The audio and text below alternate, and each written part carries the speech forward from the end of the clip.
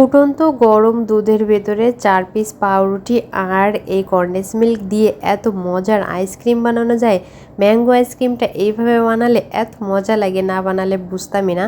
তো প্রথমে কড়াইতে পানি গরম করতে দিয়েছিলাম। পানিটা যখন হালকা গরম হয়ে আসছে তখন আমি এখানে পাউডার মিল্কগুলো দিয়ে দিলাম।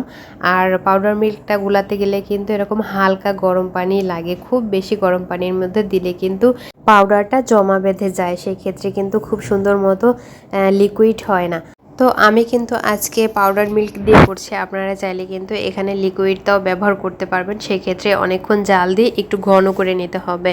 তো যাই হোক, এখানে যখন দুধে বলক চলে আসছে তখন আমি এখানে 4 পিস পাউরুটি দিয়ে দিলাম, আর সাথে পরিমাণ মতো স্বাদ অনুযায়ী কনডেন্স মিল্ক ব্যবহার করেছি। যেহেতু চিনি ব্যবহার করব না, তাই কনডেন্স মিল্কটা দিয়ে ভালো করে পাউরুটি আর এই কনডেন্স মিল্ক একসাথে দুধের সাথে মিশিয়ে নিব।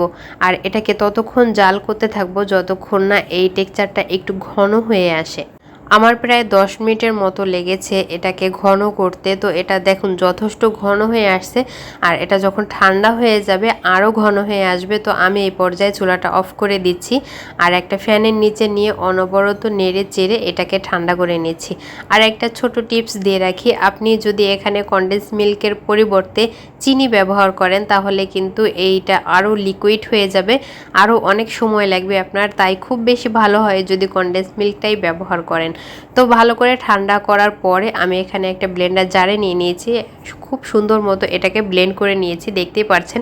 আর একটা আইসক্রিমের বাটিতেই আমি এই আইসক্রিমটা বসাবো। তো সব কিছু ঢেলে নিয়েছি, আর আম দিয়ে দিচ্ছি, বেশি করে আম দিচ্ছি যাতে প্রত্যেক চামচে চামচেই আমগুলা ওঠে আর খেতে অনেক বেশি ভালো লাগে। এখন তো আমের সিজন, তো আমের এই আইসক্রিমটা আপনারা সবাই কিন্তু ট্রাই করতে পারেন। উপর থেকে কিছু বাদাম দিয়ে দিচ্ছি, আমি এখানে কাঠবাদাম আর কাজু বাদামটা ব্যবহার করেছি। আপনারা চাইলে যে কোনো বাদাম দিতে পারেন, চাইলে নাও দিতে পারেন, এমনিতেই এটা খেতে অনেক মজা।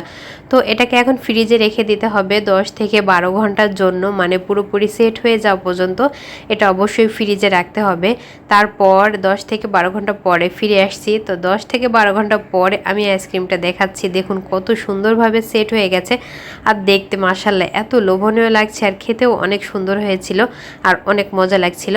তো যাই হোক, আমি একটু কেটে দেখাচ্ছি, দেখুন। তো এখন তো ভরপুর আমের সিজন, চাইলে কিন্তু ঝটপট এইভাবে আমের এই আইসক্রিমটা বানিয়ে বাচ্চাদের কিংবা বড়দের সবাইকে দিতে পারেন। খেতে ভীষণ মজা লাগে আর বানাতেও খুব সময় কম লাগে। আমার বাসায় তো সবাই খুবই পছন্দ করেছে এই ম্যাঙ্গো আইসক্রিমটা। তো রেসিপিটি ভালো লাগলে অবশ্যই ছোট্ট একটি লাইক, কমেন্ট ও শেয়ার করতে ভুলবেন না। আজকের মতো বিদায় নিচ্ছি, আবার দেখা হবে নতুন কোনো রেসিপি নিয়ে। সে পর্যন্ত সবাই ভালো থাকবেন, আর হ্যাঁ, পেজটি ফলো দিয়ে অবশ্যই পেজের সাথেই থাকবেন। সবাই ভালো থাকবেন, আল্লাহ হাফেজ।